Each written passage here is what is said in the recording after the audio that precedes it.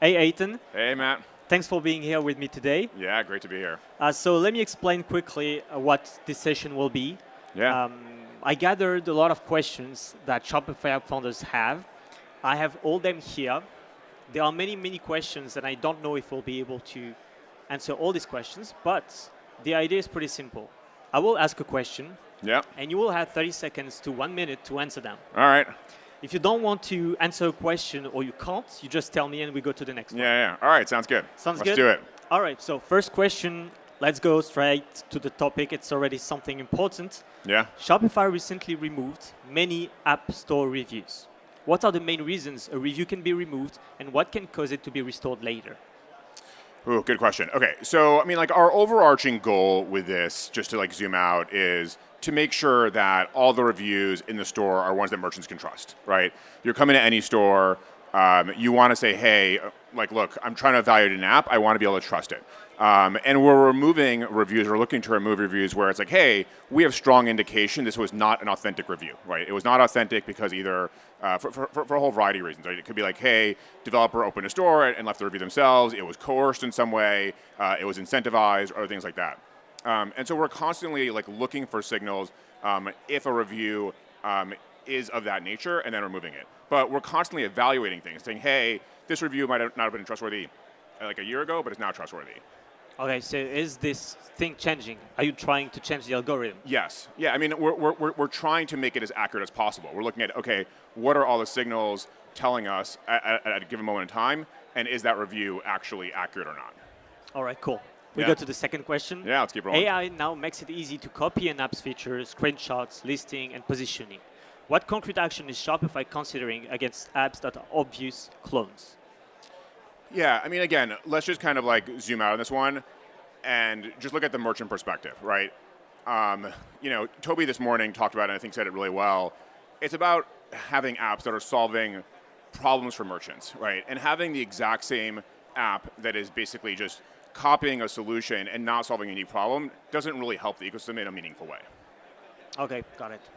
Third question, it's Yeah. also something that we started to talk about a lot later, which is Shopify considering removing apps titles or subtitles as such ranking signals so developers can use real brand names instead of filling them with keywords? Maybe give me an example of that one. Let's dive into it. Right now, you can add keywords to your app title, and it's really important to be discovered on the App Store. What if we remove the SEO impact on these titles so that we could add an actual name? Yeah, it's a good call out. So app titles do matter to an extent. I think it's really just a question of the weighting of it, right? I think we probably all expect, hey, when I search for Seguno or Klaviyo in the app title, it's going to show up. As a merchant, it's going to show up, and that's their app title, and it's really clear to the merchant. So I think it's just a question of what is the weighting of it really, and that's probably valid. But again, I think it's really about helping merchants find the right thing, and us getting that kind of weighting correct, so people are not encouraged or incentivized to go and stuff titles in ways that are not helpful. Yes, because the problem would be to know if it's a keyword that we're searching for or the app name. Exactly. Yeah. Okay, got it. Another question. When a brand new app has no reviews or install history, what information does Shopify use to decide whether it deserves early visibility? So for brand new apps? Yes. I think one of the things I'd say, for brand new apps, and we talked about this yesterday a bit in one of the sessions, is I think just really working with merchants, solving a core problem, working with merchants, working with agencies perhaps, getting your app known, getting your app installed, getting a handful of reviews is just really, really powerful. Without that information, it's hard for us to obviously have a lot of signal for a brand new app. Okay, because I think it was easier 10 years ago to use only the Shopify App Store. Yes. Yeah, I think that's probably true. I think, look, there are more apps in the store, but there's also more opportunity, right? There are way more merchants now. The ceiling is way higher for sure, but the floor is probably also higher as well. Got it.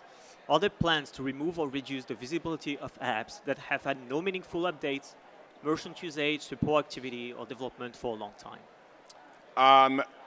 So 100%. We definitely are constantly looking at apps that are not maintained, that are delivering poor merchant experience, that again are not meeting kind of our minimum App Store requirements. We're auditing those apps, and for sure those apps are getting removed from the store as well. Okay, because right now we see that we have more and more apps. So in the near future, can we expect the apps to be removed? I mean, it's ongoing. So like, I've been at Shopify for almost 6 years now, and we have an ongoing thing that we're doing where we're constantly maintaining all the apps in the store. From an audit perspective, we're looking at apps that are like, hey, you're not meeting the minimum criteria to be in the store. We are auditing them, and then we're for sure delisting them and removing them. And we're doing that on an ongoing basis. It's not always it's not something we advertise, but it is absolutely happening. Okay, that's awesome. It's good, something to know that, because people don't know that we have. Yeah. Okay, got it. So when a merchant threatens to leave a bad review, unless a developer gives them a refund, free work, or something unreasonable, what should the developer do, and what protection can Shopify provide? For bad reviews? When they threaten you to leave a bad review if you don't do something. Yeah, meaning just to make sure I understand the use case, it's like a merchant saying, hey, unless you build me this feature or give me a discount, I'm going to leave you a bad review. Yeah, I mean, I think on those instances, it's definitely great to bring that to partner governance's attention. We have channels for it. The thing that is important to us is we just have to obviously look at the whole situation and make sure that that's actually what's happening. But for sure, bring it to partner governance. Okay, so will Shopify do something if we give enough proof that we've been threatened? Yes. Yeah, but again, I think we're just making sure we see the full picture and totality of it. Okay, following this question, is Shopify considering a private merchant trust signal that could warn partners about repeated fraud, abuse, chargebacks, or review threats? From a merchant perspective? Yeah, kind of like reviews, but for merchants instead of reviews for apps. Interesting. So hey, as a developer, I could review a merchant and say, hey, I'm having a bad experience with this merchant, and that data could be collected across many developers. Interesting idea. I like it. Something to consider for us. Yeah. Okay, awesome. Yeah, I mean, yeah. It's good to have this conversation and hear these things. How does Shopify decide whether to build a feature itself or leave that opportunity to app partners? Yeah, I mean, I think that one is, at the highest level, is fairly straightforward, right? So we talk a lot about we want to build what most merchants need most of the time. But that's moving, right? What merchants needed 3 years ago is different than what merchants need today and in the future as well. But we're always evaluating that through that lens. Okay, got it. Another question about reviews. Is Shopify considering a major redesign of how merchants leave reviews and how those reviews are displayed? Say it one more time, half as fast. So, is Shopify considering a major redesign of how merchants currently leave reviews and how we show them on the App Store? I have nothing to share right now on stage for that. I think we're constantly looking at, though, how do we get high trust reviews from merchants? So we have the new reviews API, it's about a year old now, from AppBridge. It makes it really easy to collect reviews, gives us a lot of signal about authenticity. So I think we're always going to look for ways to drive high quality, authentic reviews from merchants. Because I know some platforms, for example, when you leave a review, you have to give a review for many different categories, customer support, products, so that you can have an actual rating that makes sense across all the different things that an app can provide. Meaning, got it. So meaning more structured data around a review of hey, what am I actually reviewing here? Am I reviewing the product itself versus customer support versus price? Yeah, interesting. Okay, it's a good shout. What is the biggest weakness in the App Store today from a merchant's perspective? Which is finding the right app, trusting the listing, comparing apps, understanding pricing, or something else? Biggest pain point for merchants?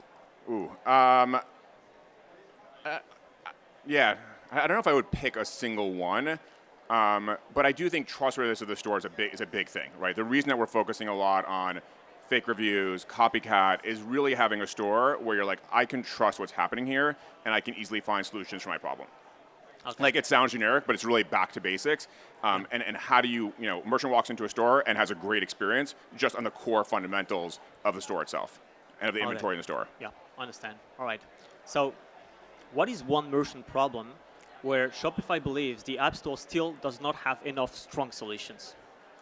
Where merchants believe that? Or Probably both. where merchants or we believe it? You believe it, probably. Meaning there are not enough good apps in that category? Yes. Ooh, I mean, it's a tough one. Again, I think a lot of this just comes back to like, the marketplace is going to figure out the marketplace, right? And we're not here to kind of dictate what apps should do or what merchants should do. It's really about facilitating that transaction and that marketplace, and I think it'll figure itself out. Okay, so you don't have any merchants talking about, hey, we're not finding exactly what we want, and many merchants are talking about this specific thing. No, we definitely do. I just don't know if I would single out a single category as being like, oh, this is the one where like it's hugely problematic, if that makes sense. Or like, yeah. Okay, I see. What is one app category where Shopify believes that's the contrary? Where Shopify believes there are already too many products offering almost the same thing? I'd probably say the same thing. I think it's just kind of the inverse of it. Like, too much, too many. The marketplace, I think, is going to figure this self out. We're really, I kind of think of us as like, you want a referee there to make sure everything is fair, to make sure that everybody's abiding by the App Store guidelines, by BFS, by other things. But ultimately, the marketplace is going to figure itself out. Our role is really to make sure that people are abiding by the guidelines and the rules of the App Store itself. All right. So we know that Shopify purchases apps in many different places on the App Store. So how does Shopify decide which apps are manually featured, included in collection, and recommended to merchants? Meaning, which Shopify apps do we build? Like when yeah. No, more like there are recommended apps for your store and stuff like that. How does Shopify decide, hey, your app will be recommended to merchants? Oh, meaning like inside the admin or other places? For example, yes.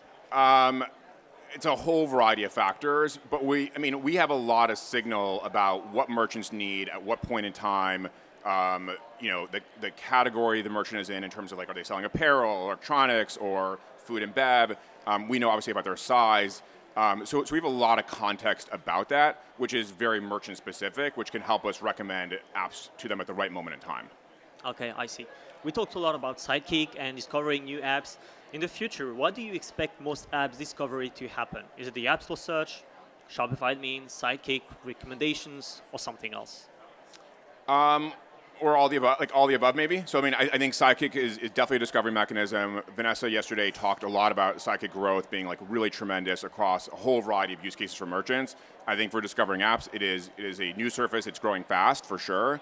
App Store will still be an important surface as well. But one thing to note is we're leveraging all the same data, right? It's the same repository of applications, the same information about apps, titles, subscriptions, imagery, abilities of the app. It does have extensions. So all that information is the same when we're looking across any surface. All right, I see. Is Shopify considering stricter approval rules for apps entering categories that are already overcrowded? For categories that are overcrowded? Yes. No. The short answer is no. Not like at the floor, not to get into the store. We do have some category-specific requirements in various places for sure, but we're not, again, looking at category by category. It's really about the merchant experience, right? And in this category, what do we think is going to make a great merchant experience? And that's really the driver for us, more about, like, rather than how many apps are in that category. Okay. So we do a lot of category-specific stuff in BFS, for example, which you may be aware of, where we say, hey, in this category, we think doing the following is going to drive a great merchant experience, and that's why we're doing those category requirements. It's usually not coming at it from the angle of like, oh, we think there's too many apps there. Okay, understand. All right, so we have our last question. You can take the time you want. I think we have 1 minute. Yeah, let's do it. So looking 3 to 5 years ahead, what is one major change to the App Store or partner ecosystem that you believe will surprise today's app founders? One change in the next 3 to 5 years that'll surprise people. Ooh. It's like asking me to share roadmap stuff, like in a kind of like in a sleuthy way. I like what you did there, Matt. Yeah, I mean, I think that the thing that I'm looking forward to, let me put it that way, is just the quality of apps continuing to rise. Like, I think if you rewind the clock like 5 years ago, the quality of apps today is just so much better and so much higher quality, delivering integrated merchant experiences, integrated analytics now, integrated Sidekick experiences, integrated checkout. And I think that's really going to be even more dramatic in 5 years in terms of the quality and the ceiling that apps are achieving, just like this kind of seamless integration of workflow and experience for merchants. All right, thank you. That's it. We have all our questions. Cool. Thank you for the different answers, and Yeah. thank you for being here today. Thanks, Matt. Great being here.